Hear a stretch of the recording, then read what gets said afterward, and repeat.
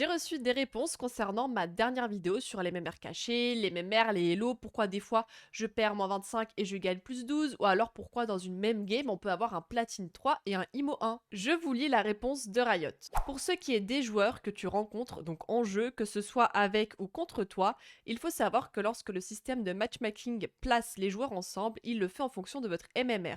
Et donc sur le papier, la partie est équilibrée. À savoir donc que seul le MMR rentre en compte ici et non le niveau du compte qu'un joueur peut avoir. Car si tu peux croiser un joueur niveau 50 alors que d'autres sont niveau 400, seule l'expérience de jeu sera plus grande. Ce qui ne veut pas dire pour autant que le niveau est différent. Toutefois, il y a toujours un facteur que nous ne pouvons pas prévoir à l'avance, le facteur humain. C'est-à-dire comment vont pouvoir agir, réagir les joueurs en jeu. En effet, une mauvaise ou bonne game peut être présente et cela fait partie du facteur humain. Tout comme par exemple un joueur qui va décider de troll la partie ou tenir des propos non appropriés. Pour ce qui est de CRR que tu peux gagner ou perdre, ceci dépend de plusieurs critères. Le MMR de ton compte, le MMR moyen de la game, la performance individuelle qui va influer sur ses points reçus que ce soit dans la victoire ainsi que dans la défaite.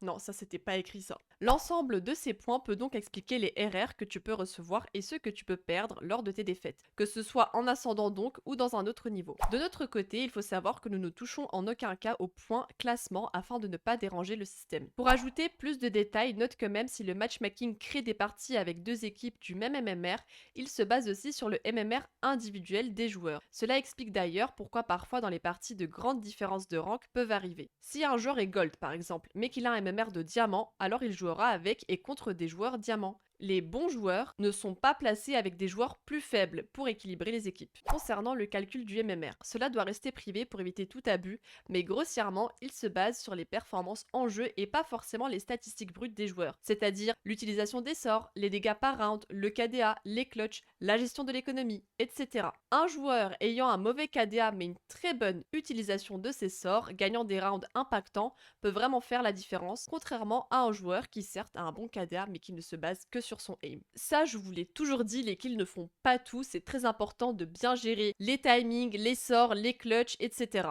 Et ce sont toutes les informations que nous avons, même s'il y a encore des choses que je ne comprendrai pas, par exemple, pourquoi avoir un MMR et un rank? Le rank devient complètement inutile quand par exemple un gold a un MMR de diamant. À quoi servent du coup les ranks, gold, diamant, etc. Autant juste avoir un seul MMR sans s'embêter avec les ranks, car ça peut perturber des fois de voir un silver qui a soi-disant un MMR de platine, du coup il joue contre et avec des platines alors qu'il est silver. Je trouve qu'avoir juste un seul MMR réglerait tous les soucis. Mais bon,